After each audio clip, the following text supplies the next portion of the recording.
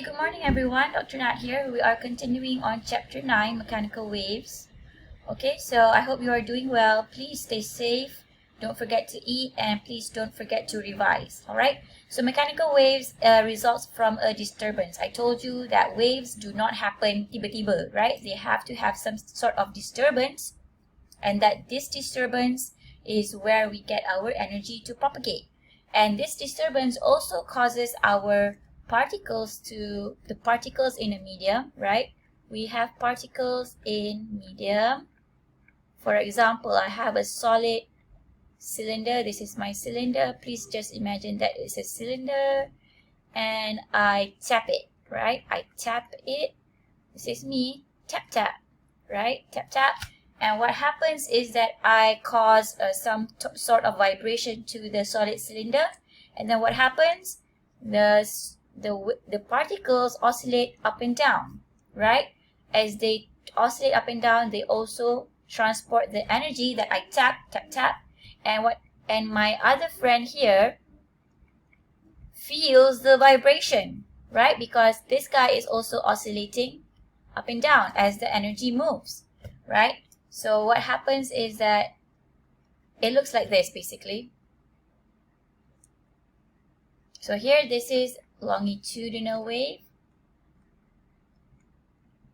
And this guy is transverse wave. Okay, if my particle oscillates up and down while transporting energy to the right or to the left, doesn't matter, the particle goes up and down. This is the particle. It is perpendicular to each other. It gives you transverse wave. It's called transverse wave. And if your energy is to the right or left and your particle also moves left and right, this is your particle. These two guys are parallel to each other, so they give you longitudinal wave, right? Wave can happen anywhere, anytime. As long as you cause some disturbance, it will happen. Try it with a bucket of water, you'll get waves, right? And the waves that you see in water are transverse because the water particles goes up and down as they propagate towards the center of the bucket, right? That's a type of wave, but a transverse one. You can see that the water goes up and down, right? Okay, moving on. So here energy travels, not the medium particles. As you can see here, the particle oscillates about its position. It can be either up and down or left or right. So please remember those two types of waves. And then we are going to continue with this part. I told you amplitude is the maximum displacement above the equilibrium. Okay, so if you have a wave, where is the equilibrium? It is at the center point. So from this part, this is your amplitude. This is also your amplitude, but in the negative axis. So this is negative A. So this will give you negative A, right? This is 0. So this axis gives you displacement. This axis will give you, it can either be time or it can either be wavelength, right? Okay, let's talk more on that later.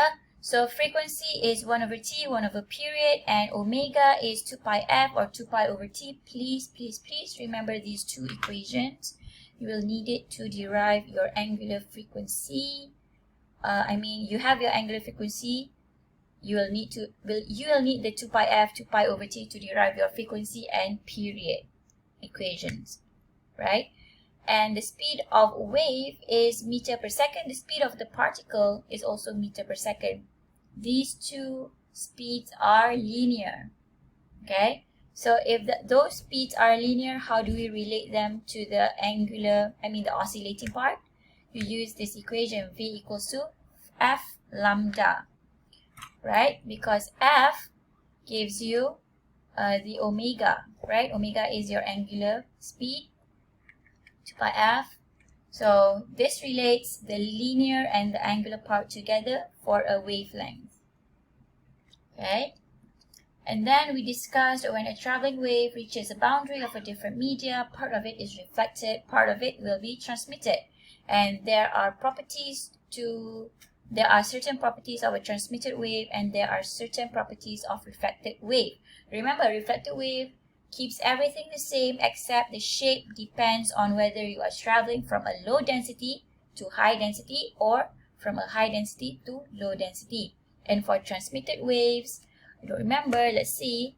Transmitted waves, the property is everything changes, everything reduces except the frequency. Only the frequency is maintained.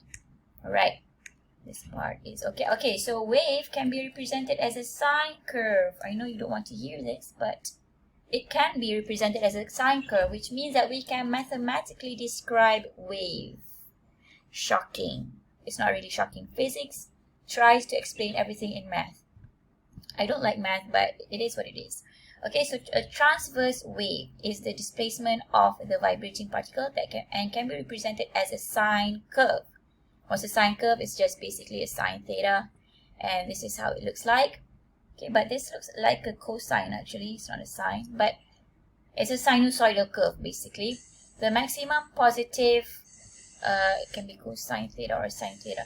The maximum positive displacements correspond to crests, and the maximum negative displacement corresponds to troughs. Troughs and crest. Crest.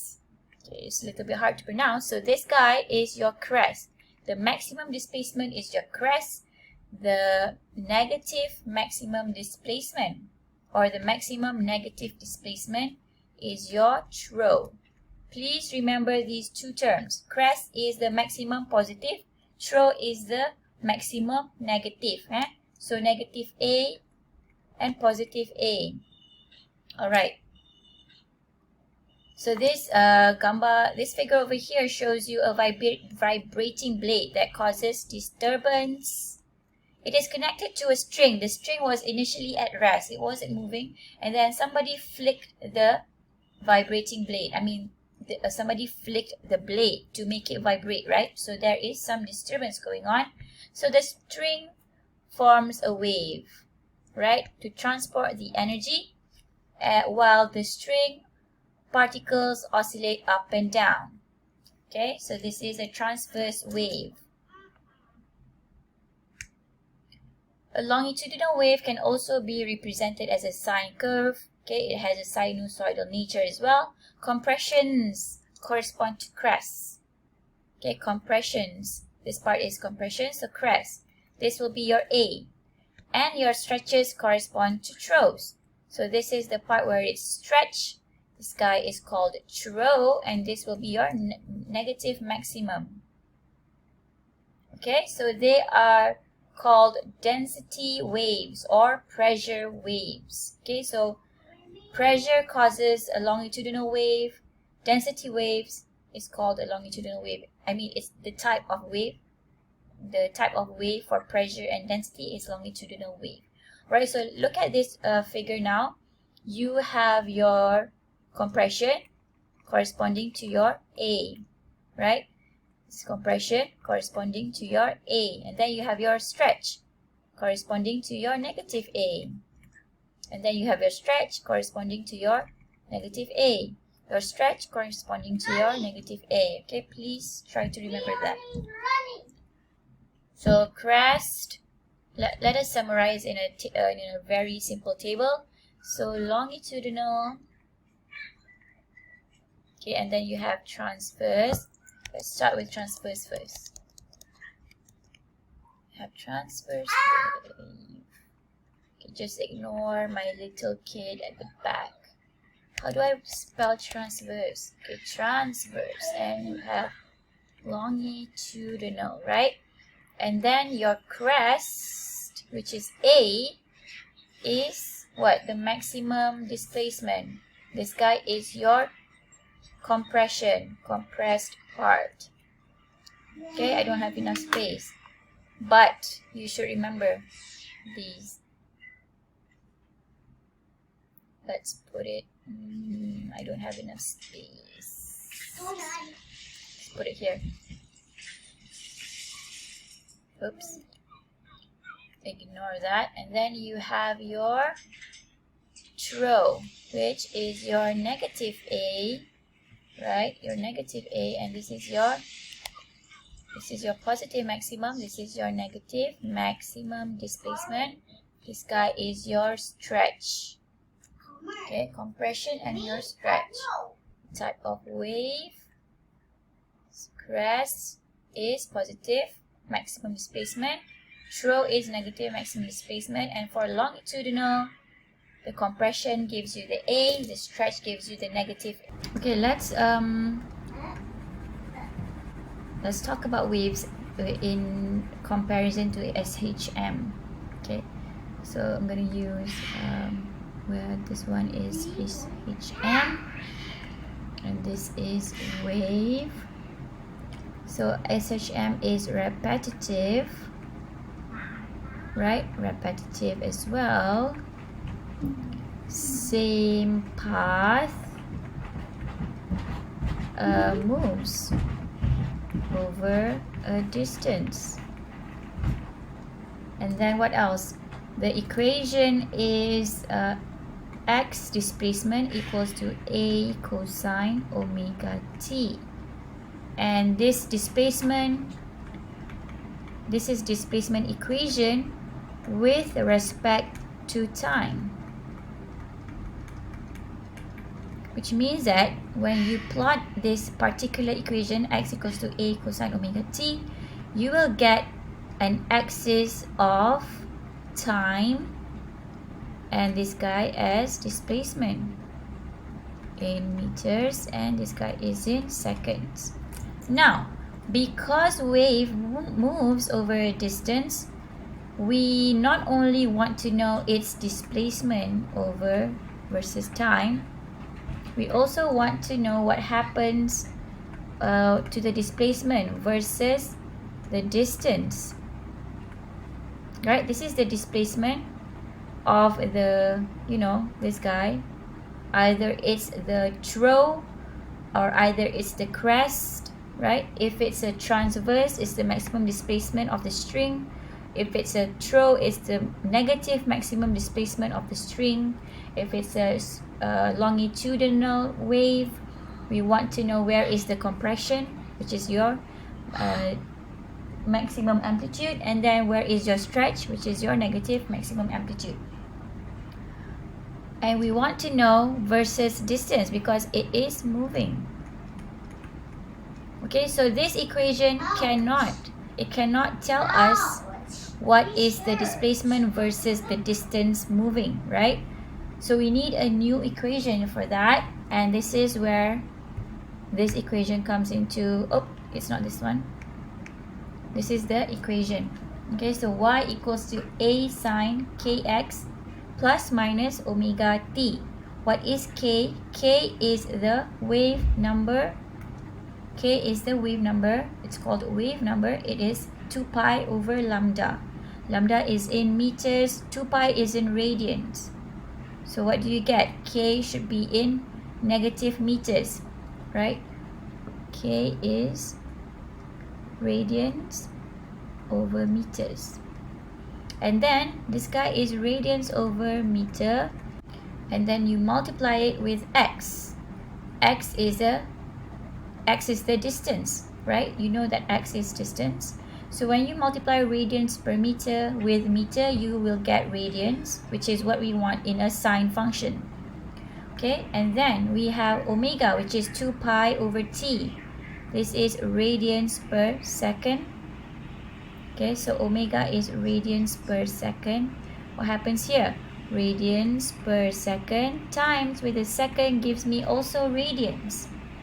So this whole thing is actually radians because sine is a function yang memerlukan angle and the angle should be in radians. So when you use your calculator, right, your calculator should be in radian punya mode. Please do not use degrees when you are calculating for this type of equation. Okay, so A is your amplitude, right? A is your amplitude. And then you have this plus minus. Plus minus, it means that either your wave is moving forward or it is moving backward. Moving backward to the left, moving forward to the right. if your equation says kx plus omega t, it is moving backwards. If it says kx minus omega t, it is moving forward. Okay?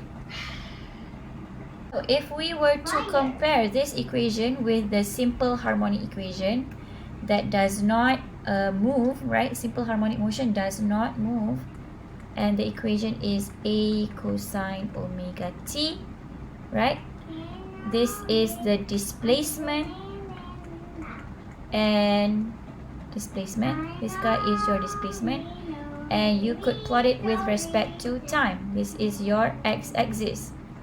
X-axis. This became your y-axis. So now, look at your wave equation. You have two terms in your sign. One is time, and the other is distance. So now you can plot two types of graph using this one particular equation, which is the YT graph, which is the same as your SHM, right? A sine omega t, that gives you the YT, and you could also plot it with YX graph, which is displacement versus distance graph. Displacement versus distance graph. This guy is displacement versus time graph. Okay? So again, your SHM equation can only plot y versus t. For your wave equation, you get two plots, YT graph or YX graph. Y is displacement, T is time, X is distance.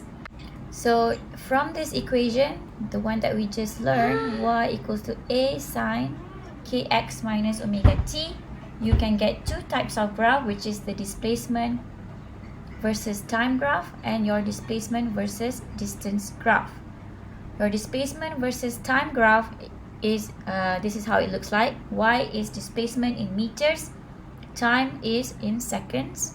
You should always label y, comma, displacement, and then the units, then t, comma, time, and then the units, y, comma, displacement and meters, x, comma, distance and meters. Okay, so y versus time, you plot one wavelength for one period, right? One wavelength equals to one period equals to one cycle equals to one repetition. And then your second wavelength corresponds to 2t, time of 2 period, and in the y-x graph it corresponds to the length of 2 lambda. Okay, so what is it actually? This is the distance that the wave has moved, right? Because it moves. And this is the time. So basically this is the displacement over time, and then this is the displacement of the wave over the distance it is moving. Okay, so it's a little bit confusing, but this is how the graph looks like. Please, when you have two terms in here, you have kx, which means that this is versus distance and this is versus time.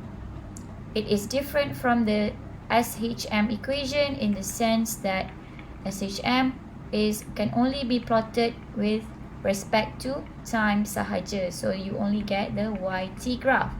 This guy, you get the YT and the YX graph.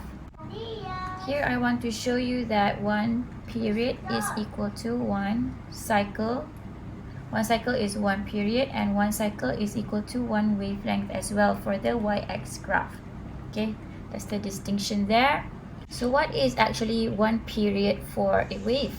So it is the time in which the disturbance repeats itself. And then the wavelength is the distance in which the disturbance repeats itself, right? So we represent this mathematically using the equation. So let's talk about phase angle and phase difference. Now we have a one wave that is y1 equals to a sine kx minus omega t. This is your original wave. Okay, you know this already. And then we have another wave traveling as well, right? It is also traveling, but this wave is moving This wave is it starts over here. Let's see.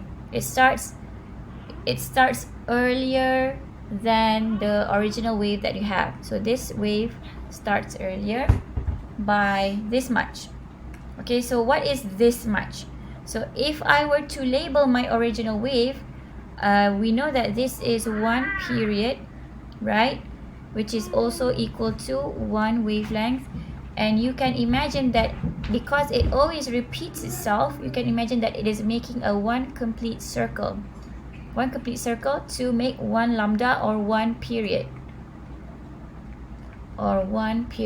So one lambda makes one complete circle, and then it repeats itself, one lambda again, repeats itself, one lambda again. Same thing, it completes one circle, it is one cycle or one period.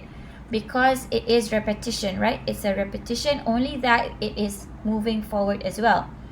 Okay, so because it is a repetition, we can say that this is lambda, this is also lambda, or 2 lambda, this is also 3 lambda, which means that it has completed 3 circles. If it's 2 lambda, it has completed 2 circles, or it repeats itself twice, right? And 1 lambda, if we use this circle to represent our 1 lambda, our one complete cycle, we can say that 1 lambda is actually 2 pi in terms of degrees, 2 pi radians, because that is the radians of a complete circle. It is also 360 degrees for a complete circle. So I can actually label this as 1 over 4. Is it become 1 over 4? No, it's 1 over 2 pi. If lambda is 2 pi, this guy becomes pi, this guy becomes 1 over 2 pi, and this becomes 3 over 2, sorry, it's 3 over 2 pi, yep, 3 over 2 pi. It's about 1.5 pi, right? Okay, so I can represent it like that, or I can say half pi berapa? Half pi is, okay, kat sini kosong, this becomes a 90, this becomes a 270, no, it becomes 180. This is wrong. It becomes 180, and this is a 270, and then it goes back to 360. Kan? So 1 lambda is 2 pi radians, or 360, and then you could also say it is 0 radians. This is pi over 2 radians. It is pi radians. It is 3 over 2 pi radians, and then you have 4 over 2 pi, or 2 pi radians, or just 2 pi, or 2 pi radians. Okay, if you want to represent it like that, you can also represent it in form, in degrees form. So this guy becomes 1 over 2 pi is 90, this guy is 180, this guy is 270, and this guy is 360. So now comparing y1 to y2, sorry, it's out of the frame. Comparing y1 to y2, I can see that the difference is by pi, right? Because we know that half a cycle or half a lambda is equal to pi, or 180 degrees. So if I were to write my equation in this form as well, I would say y2 is equal to a sine kx. It has the same frequency and same speed and all that stuff, except that it starts earlier by pi. So it starts earlier, so it starts earlier, which means that it is from the left, which means it gives me a positive in my equation. Remember, if it's to the left, it is a positive in the equation. It's the opposite. So it starts earlier, so it means that there is a plus 2 pi in your equation. Okay, so now that I taught you how to write the equation when you have a wave of similar frequency, similar speed, but you want to know how to write the equation, this is how you do it. What if they give you, sorry, this is pi. Apa? Okay, so this is pi Oh, benda yang tu pi-nya. Okay, so what if I give you equations and I ask you, please arrange this wave so that it gives me this equation. So let's do that. Okay, so now let's take a look at when our equation is, so tadi kita dah buat y2 equals to a sine kx minus omega t plus pi, right? Plus pi sebab it started earlier than the original one, started earlier than y1 by pi. So this is, so between y1 and y2 they have a phase difference of pi, which means that y2 starts earlier by pi or by half a cycle. Okay, so what if my, so this is y2, so this is, what is this? Tak yalah y2. Okay, so what if I have a new, I want to write this equation, y equals to a sine kx. Let's say this is ya, a sine kx minus omega t plus 2 pi. How should my wave look like? Okay, so I'm going to use my trusty, what do you call this? Trusty skills in my PowerPoint. So how should I change this? How should my wave look like? So this is a positive, right? It's a positive 2 pi, which means that it starts earlier by 2 pi. So 2 pi is one cycle or one wavelength. So one wavelength is this much. So it starts earlier by 2 pi. This whole thing is 2 pi because it's one wavelength. So my equation is satisfied. What if I have YB? A sine kx minus omega t minus pi. Now this is a minus, which means that it should be at the forward compared to the original wave. Okay, so comparing to the original original wave, it has a phase difference of minus pi, which means that it starts later, right? It starts later. So how do I change this? This wave starts later by pi. That pi is half a cycle, so that is over here. So the difference between y1 and yb is minus pi. It has a phase difference of minus pi, and it satisfies this equation. Okay, it just means, tapi for you to compare the waves like this, they have to have the same lambda, they have to have the same frequency, they have to have the same speed. The only difference between these waves are the time it starts. So tadi we have seen positive pi, which means that it starts earlier by pi, and then we have seen plus 2 pi, it starts earlier by 2 pi. Then we have seen minus pi, which means that it starts later by pi. It starts later, so it gives you a negative sign. Okay? To summarize, this is how it should look like. So you have your original wavelength. This is the original wavelength. Comparing y1 to y2, there is a phase difference of positive 2 pi, which means that y2 starts earlier by 2 pi. And then comparing y1 to y3, y3 has a phase difference of minus pi compared to y1, which means that it starts later by pi. And then y4 has a phase difference of phi, or do you call it phi? I don't know. This is how you spell it. y4 has a phase difference of phi compared to y1, which means that it starts later because, it starts earlier because this is a positive sign. It starts from the left, so it starts earlier by phi angle. Okay, one thing I forgot to tell you, the whole thing is radians, which means that the phase angle should also be in radians. If they give you the phase difference between YA and YB is 90 degrees, You cannot use degrees. You should convert degrees to radians, which means that this is pi over 2 radians. Then only then you can use it in your equation. So if YA is my original equation, is my original wave, YB should be KA. So YB should be A sine KX minus omega. Okay, so it didn't say if it's later or earlier, so let's just say it starts earlier. So that gives me a negative sign because it starts earlier. Sorry, it gives me a positive sign because it starts earlier. Kan?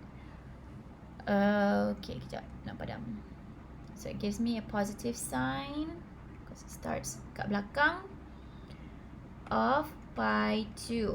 I cannot put plus 90 degrees. Salah, I have to convert my 90 degrees to radians. So it becomes plus pi over 2. Okay?